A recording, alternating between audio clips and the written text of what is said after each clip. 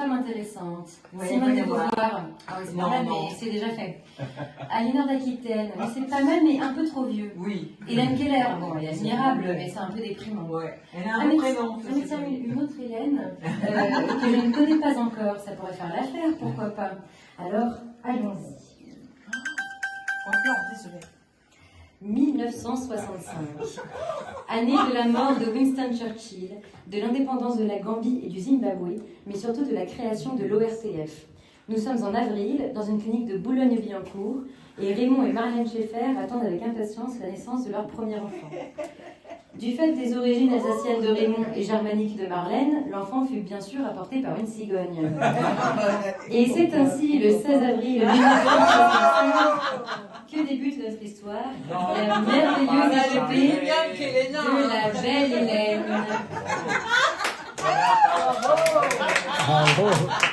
Attendez, parce que si vous aimez ça, vous allez adorer le running gag. La belle Hélène a d'abord été une petite Hélène. Elle passait ses vacances d'été avec sa famille dans un tout petit coin de l'Aveyron qui s'appelait Cantarane, qui ne payait pas de mine, mais qui était comme un petit paradis. Elle ne payait pas de mine. Elle y était entourée de ses cousins et y a vécu de fort belles aventures. C'est d'ailleurs là qu'elle se souvient avoir vu un monsieur fort maladroit marcher sur la lune. Mais puisqu'il faut apparemment... Il ressemble à Eric en fait. Mais c'est ça. Mais puisqu'il faut apparemment se concentrer sur les événements importants, c'est surtout à peu près au même moment qu'elle devint grande sœur. 4 ans presque jour pour jour après la petite Hélène, vint la douce Corinne.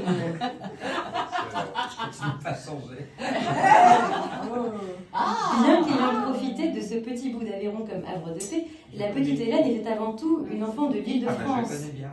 Alors que d'autres histoires nous emmènent sur des sentiers boisés, entourés de fleurs et bercés par le bruit du vent dans les feuilles, l'épopée de la belle Hélène nous invite à nous promener entre la rue de Rome à Paris, les collèges et lycées Marcel Roby à Saint-Germain-en-Laye et les rails du RER A. C'est là que la petite Hélène rencontra le petit Nicolas. Mais laissez-le tranquille pour l'instant, il aura son importance plus tard dans l'histoire. Dans cet environnement tout à fait favorable, entouré d'une famille aimante et unie, on pourrait se dire que rien ne pourrait pousser la petite Hélène à dévier du chemin qui était tout tracé pour elle, à savoir faire des maths comme son père et finir ingénieur chez EDF, comme toute personne qui se respecte. Mais ce serait très mal connaître la petite Hélène. Ah, regardez justement, la voici qui arrive.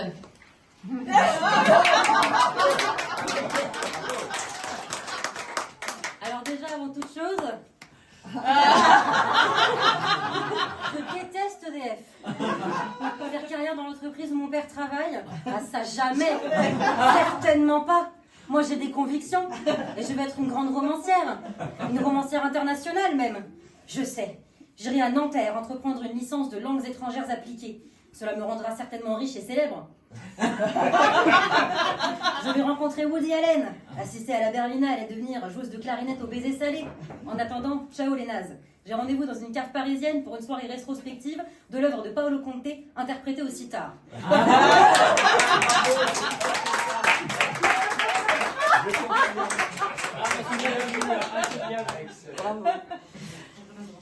Ah là là, vous vous souvenez quand je vous ai parlé du petit Nicolas et que je vous ai dit qu'il allait revenir? Eh bien, le voici. Tu as un... Ah oui, non. Oui, tu vas bien. Ça, après mon enregistrement. Il n'a pas tout de suite été l'ami de la petite Hélène, mais il va bien se rattraper par la suite. Il était une fois la petite Hélène, qui entre-temps était devenue la belle Hélène, et qui voulait partir en Espagne avec son amie Nancy d'outre-Atlantique. Nicolas, mon cher voisin et ami d'enfance que j'ai rencontré au conservatoire. J'aimerais beaucoup aller en Espagne avec mon amie Nancy d'outre-Atlantique, mais ma mère ne m'y autorise que si un garçon vient avec nous. Peux-tu nous accompagner ? Bien sûr, Hélène, ma chère voisine et amie d'enfance. Mais dans ce cas, je souhaite inviter un ami. Il s'appelle Rémi. On l'a vu ce matin. Et il est limoujou, comme tous les gens bien. Est-ce que ça vous dérange s'il se joint à nous? Avec grand plaisir, Nicolas. Je suis certaine que ton ami sera bientôt notre ami. Merci, Nicolas. Et comme elle a eu raison, la belle Hélène. Merci, Nicolas.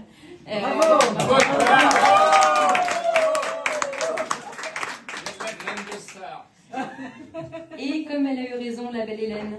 Malheureusement, l'ami Nancy ne put finalement pas faire le déplacement depuis le Nouveau Monde. Alors l'expédition ibérique fut constituée de la belle Hélène, du petit Nicolas et de l'excellent Rémi. Et ce séjour fut le début d'une grande et belle histoire d'amitié qui transcendra les frontières. C'est vrai.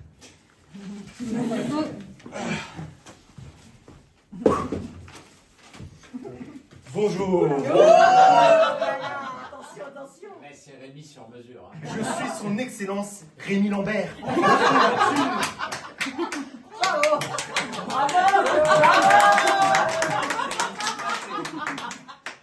Futur ambassadeur de France au Sri Lanka. Absolument. Ma chère amie Hélène, merci beaucoup de m'accompagner alors que je vais récupérer mon dossier d'inscription à Sciences Po. Tu es vraiment une amie fidèle et dévouée. Mais c'est la moindre des choses, oh excellent Rémi. Et tu sais quoi? Je n'aime pas l'idée d'avoir fait la queue pour rien. Je vais également prendre un dossier. Je n'aurai vraisemblablement pas le concours, mais je m'en voudrais de ne pas avoir essayé. Tu as bien raison, très chère Hélène. Ta pugnacité n'a d'égal que ta fortitude. C'est tout à fait. La belle Hélène et l'excellent Rémi passèrent ainsi tout l'été à préparer ensemble le concours, et au bout du compte, la belle Hélène fut admise à Sciences Po. Quand même, applaudissements. Bravo. Et l'excellent Rémi aussi, bien sûr. Et une fois son diplôme en poche, la belle Hélène accomplira sa destinée. Intégrer EDF comme son père avant elle, et ce n'était là que le début de grandes aventures.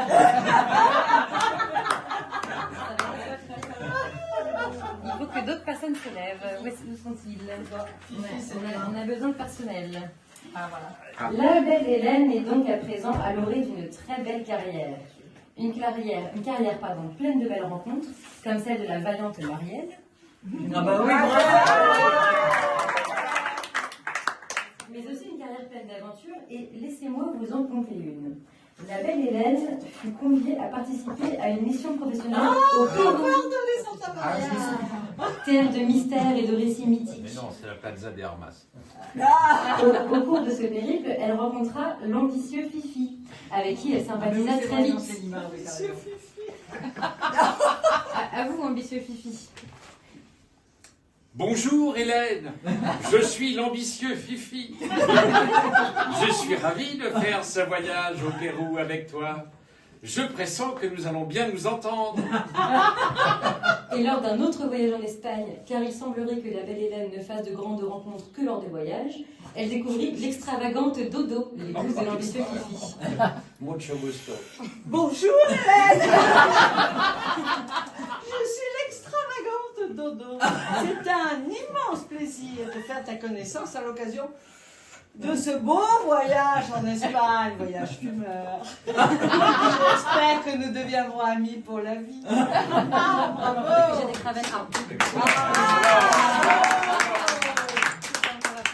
Et ce fut là de nouveau le début d'une belle histoire. Une amitié est déjà une très belle aventure dans la vie, mais cette amitié en particulier allait mener la belle Hélène vers la plus belle aventure de sa vie. Hélène, notre chère amie, l'ambitieux Fifi et moi-même préparons en ce moment même un voyage en Inde. Et nous serions plus que ravis si tu pouvais te joindre à nous.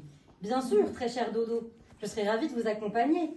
Je suis férue de voyage et j'ai toujours voulu voir le Taj Mahal en vrai. En revanche, vous m'avez dit qu'il y aurait un 4e voyageur. Il est sympa au moins? Oui, Hélène, très sympathique. C'est un ami d'EDF. Car tous les gens bien travaillent chez EDF. Et Enedis. Et je suis sûr que vous vous entendrez bien. Très bien, même. J'ai hâte que tu rencontres l'érudit Eric. Et sous le chaud soleil du l'assistance. Oui, bien sûr, avec plein d'air. Tu surjoues. Et sous le chaud soleil du Rajasthan, enrobée de la senteur des épices, la belle Hélène découvre les merveilles de l'Inde. Elle est époustouflée par les rues de New Delhi, le fort de Jaisalmer et par le Taj Mahal. Mais surtout, elle n'a Dieu que pour l'érudit Eric. Mais regardez qui voilà.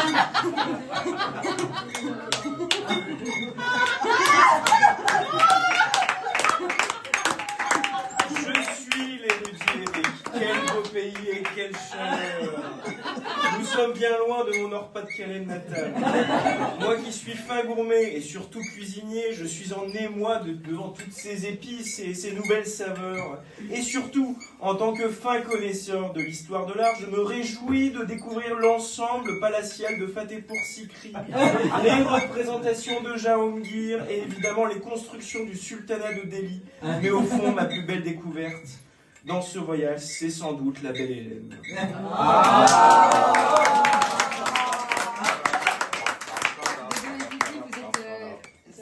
Ah ben non, la belle Hélène et l'érudit Eric sont époustouflés l'un par l'autre.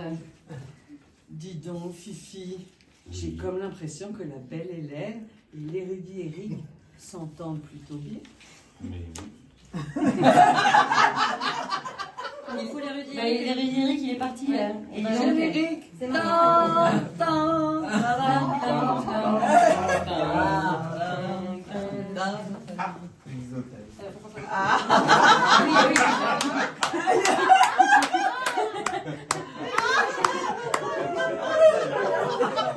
Belle Hélène, oui je le veux. L'érudit Eric, oui je le veux.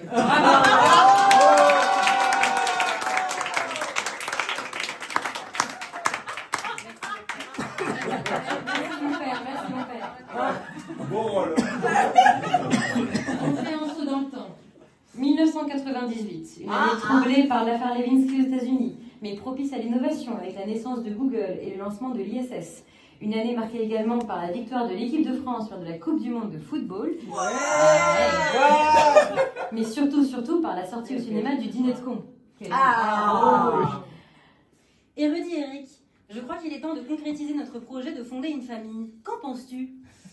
Oui, belle Hélène, faisons les choses petit à petit. Commençons par un seul bébé afin de ne pas être bébé.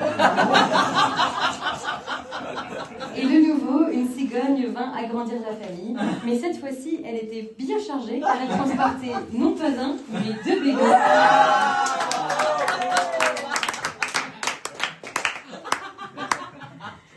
Hélène et Eric formaient à présent une famille.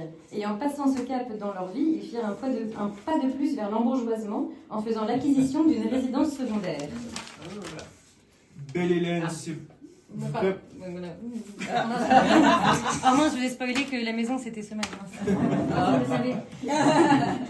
Belle Hélène, c'est vraiment une bonne idée d'acheter une maison où nous pourrons emmener les filles pendant les vacances. Mais quelle région allons-nous choisir? Érudit Eric, j'ai une idée. Le narrateur ne nous a pas fait part jusqu'ici car il tient à ses auditeurs et ne souhaite pas rallonger ce segment plus que de raison. Mais j'ai vécu quelques années à Marseille, j'ai découvert la Provence et j'ai adoré ses pierres sèches, ses cigales et ses oliviers. Trouvons-nous une jolie maison en Provence. Nous pourrons en profiter pour y inviter nos amis l'été et y faire de somptueuses fêtes. Bravo. Ainsi, la belle Hélène et l'érudit Eric firent l'acquisition d'une jolie maison dans le sud, et au cas où vous ne la connaîtriez pas, elle est surnommée Soman. Ils y emmenèrent souvent leurs filles, mais à vrai dire, ils les emmenèrent un peu partout. Que ce soit seuls, en famille ou en compagnie de leurs amis de toujours, ils forgèrent ensemble de nombreux souvenirs à l'international. La belle Hélène était une épouse comblée et une fière maman, mais elle ne se contentait pas de cela. La jeune fille que vous avez vue jurer de ne jamais rejoindre l'entreprise dans laquelle travaillait son père s'y est taillée une place de choix et n'a pas démérité. Je suis aujourd'hui une dirigeante chez EDF. Je mène mes équipes d'une main de fer dans un gant de velours. Je travaille si bien qu'on pourrait dire que je suis l'assistante personnelle de la fée électricité.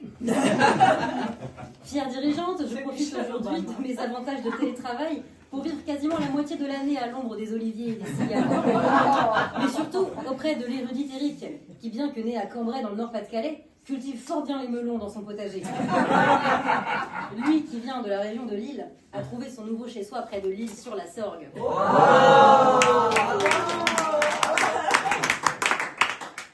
Et il semblerait que le temps passe trop vite, car les deux petites jumelles dont nous parlions sont déjà parties voler de leurs propres ailes.